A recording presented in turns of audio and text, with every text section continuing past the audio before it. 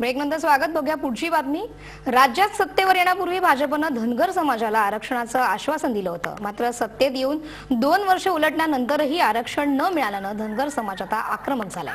आपल्या हक्कासाठी येत्या 31 मे पासून राज्यभरात संघर्ष यात्रेचं आयोजन करणार असल्याची माहिती यशवंत सेनेचे संस्थापक अध्यक्ष भारत सोनर यांनी दिली आहे. बीडमध्ये संघर्ष यात्रेसाठी बैठक घेण्यात आली, त्यावेळी त्यांनी ही माहिती दिली आहे. दरम्यान अहिल्याबाई होळकर यांच्या चौडी गावातून या संघर्ष यात्रेला प्रारंभ होणार आहे. या संघर्ष यात्रेत धनगर समाजानं जास्तीत जास्त संख्येनं सहभागी व्हावं असं आवाहन सुद्धा भारत सोनर यांनी केलंय. धनगर आरक्षण प्रश्न संदर्भात निश्चितपणे भाजप सरकारची भूमिका ही आमच्या विरोधात आहे. कारण धनगर आरक्षण देण्याची भूमिका हे भाजप सरकारची अजिबात दिसत नाही.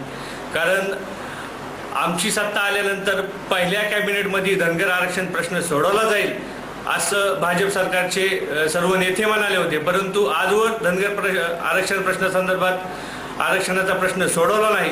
म्हणून 31 मे रोजी संघर्ष यात्रा, धनगर आरक्षण संघर्ष यात्रा चोंडी या गावातून काढण्यात येणार आहे.